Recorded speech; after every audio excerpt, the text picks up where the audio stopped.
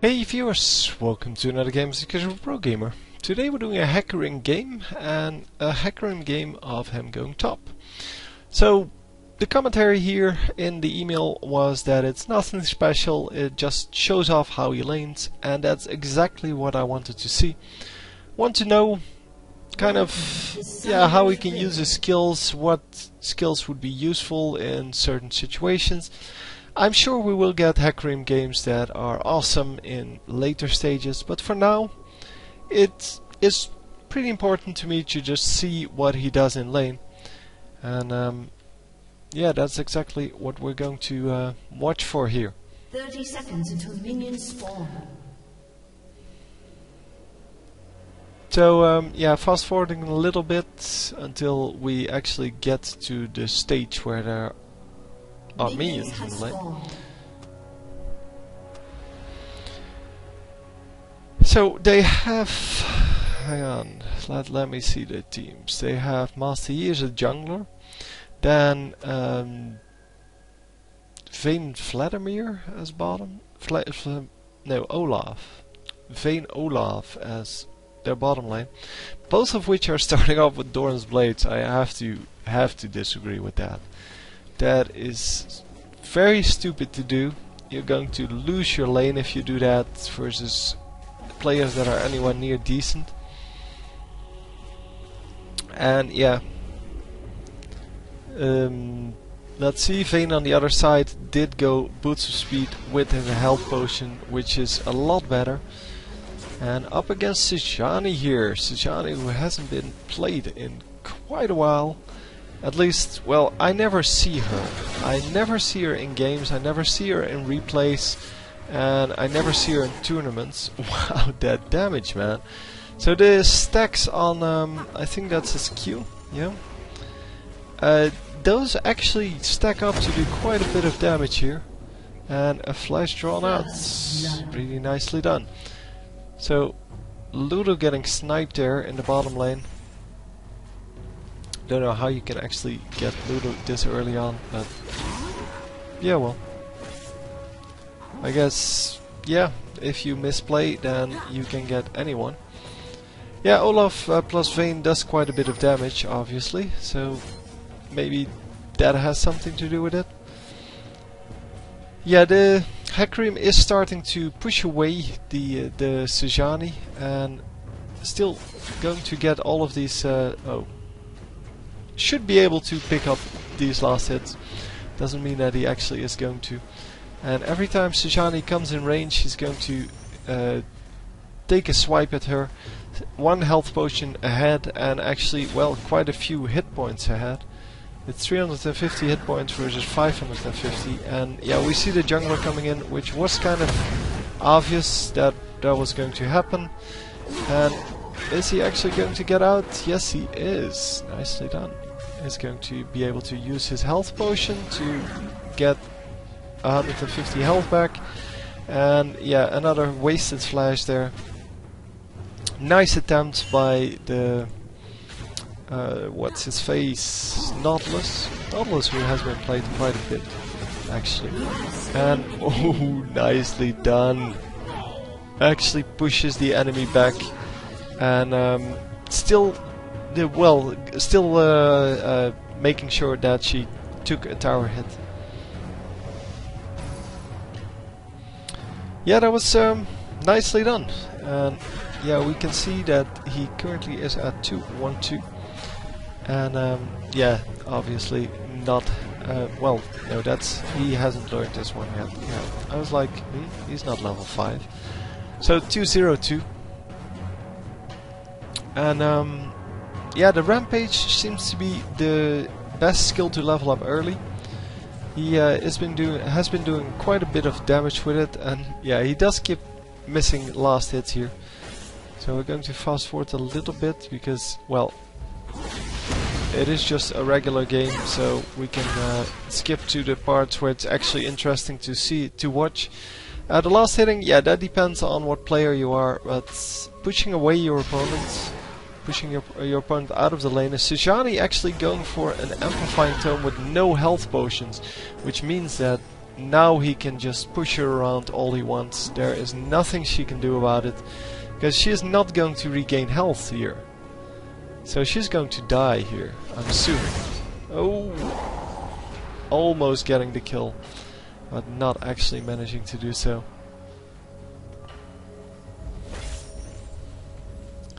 And yeah, he does have a health potion, and once again Sejanni cannot come in range of the minions, and this is exactly what we want to see. This is how you punish people for going stupid builds.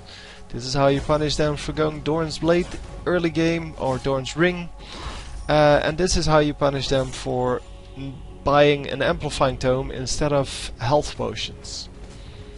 And once again the jungler coming in, but he is going for the kill here, and very nicely done. This is exactly how that's supposed to work, and he might actually get killed. He needs to pop that health potion, and not going to, but oh, he's going to get out, no problem. But yeah, not able to get Nautilus without any mana here, and enemy Hecarim coming in. Oh, actually pushing him towards his turret. That's very nice of him. Obviously that should have gone a little bit differently. He should have used his ultimate there. But he is only level 5, so not going to work out. And a kill here on the enemy Hecarim. Nicely done by the whole team. Yeah, very nice play by the jungler and the mid player, immediately coming mid when they saw this fight going on, and they actually get a kill out of that. So he still has 1 health potion and should be popping that to stay alive, or he might want to go back, and that would be a good choice as well. So 3-1, 1-0. Oh, again, 3-1-2 and 1 in the ultimate. Yeah, people want to see what skills the players choose. So I'm trying to give them the opportunity to actually see what builds people go, and yeah, they stayed in a little bit too long, and they took out the turret a little bit too early in my opinion, but that's just me. Yeah, Master Yi shouldn't have stayed in that long without the wards up. There is no vision at all, so you can kind of count on the fact that people are going to try to gank you if you just took down the turret. There's someone here. There we go. There is no reason for them to come in through the lane, because you already took out the turret, so there's nothing to hide behind.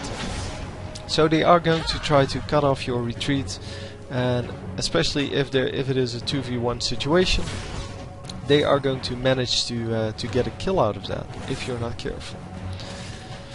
Anyhow,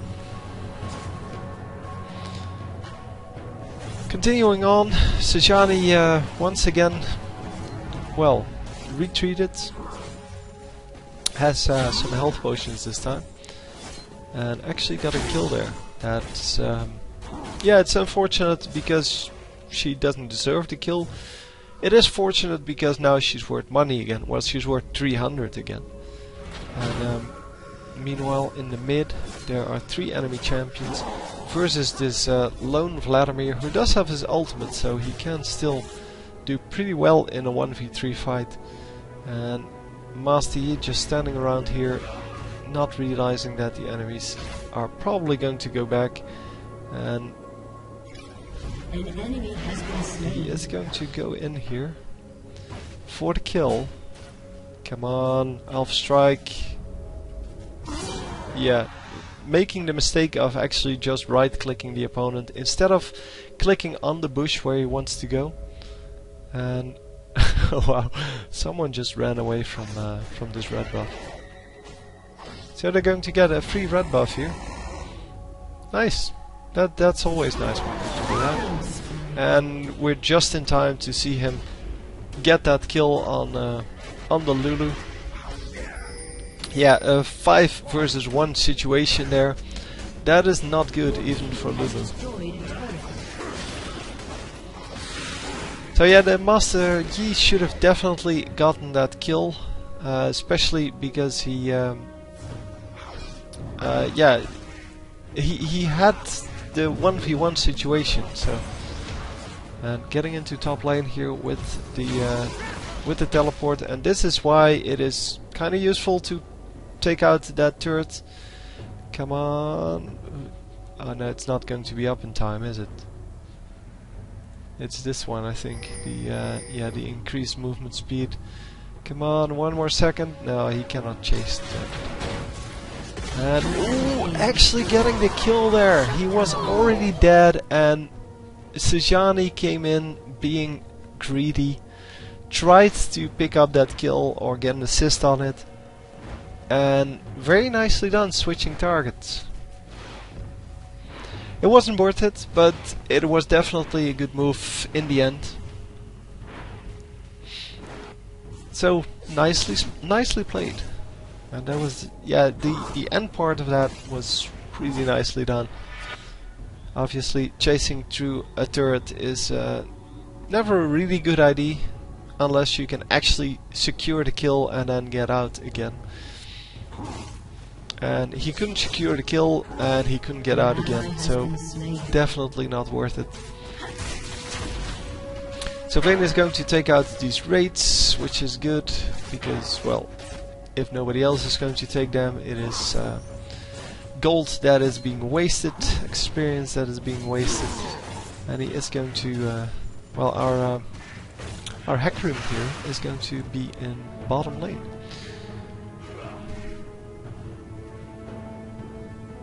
I do not rest.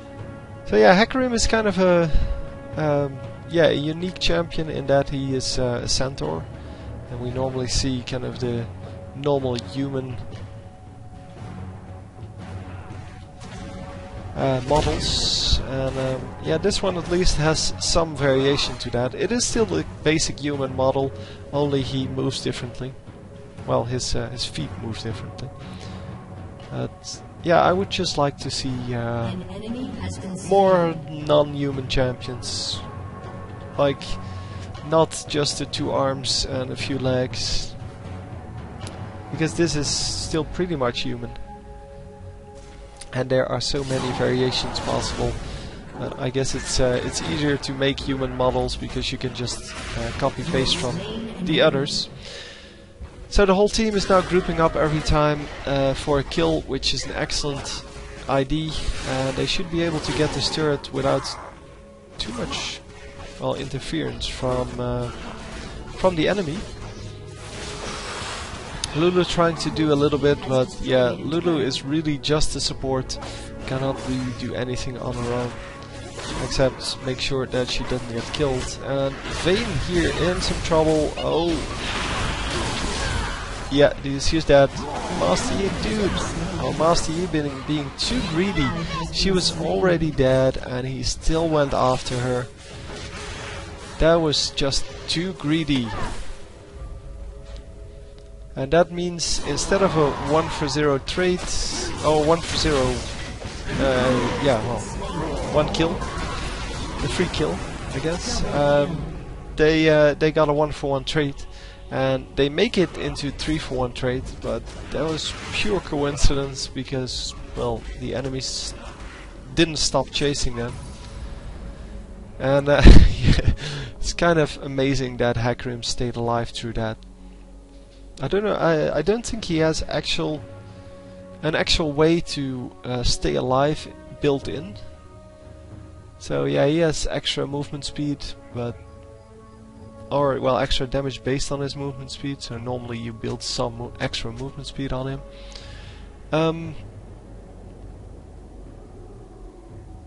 Yeah, it's it doesn't seem that he here he has some heal. Healed for 10% of the damage this enemy takes from any source. Yeah, that's his basic sustain. But it's only at level 1, so it's only 10% of the damage dealt, but it can be a really big amount if there are a lot of enemies, or, well, a lot of friendly champions especially, in the region. So yeah, he does have some lifesteal type thing. It's actually lifesteal and spell vamp in one. And yeah, lifesteal is already very overpowered. So if you get lifesteal and spell vamp in one, that is completely ridiculous. Oh, getting out of there. Yep, not going to die. I thought maybe there was a damage over time effect that could still get the kill, but there wasn't.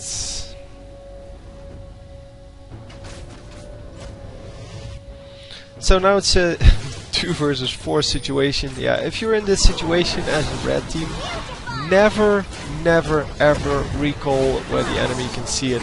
Because if they see that you went back to base, then yeah, this is going to happen. Ooh, this is going to be not a good trade, but yeah, you see the ID behind it. Because they saw that there were only 2 enemy champions there, they could push in. Unfortunately, it wasn't really the best solution. Yeah, and that Vladimir really used his pool at the wrong time, was in the wrong position, and yeah, well, everything's just wrong about that. Anyhow, yeah, it is now 14-8, and currently our Hecarim is 61 minions to 51 on Sejani. And Sejani has picked up 3 kills by now. Pretty impressive, considering that she's not really used a whole lot, so she doesn't do a whole lot of damage normally. But she was going to build AP. She still only has 1 amplifying tome, 1 blasting one, and our Hecarim already completed Trinity Force. That kind of gives you the idea of, well, how far behind Sejani is, or how much money she still has in her bank account. One of the two. Anyway, we're going to see Sejani getting cut off here, I'm assuming. Oh wow, she actually got out of that?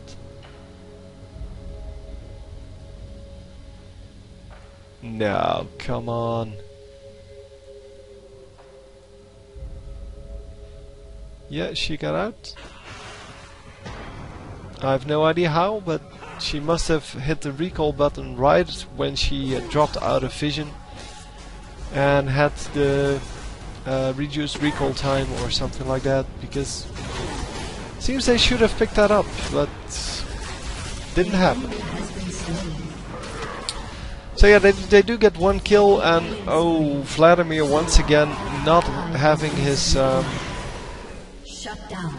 his pool when he needs it.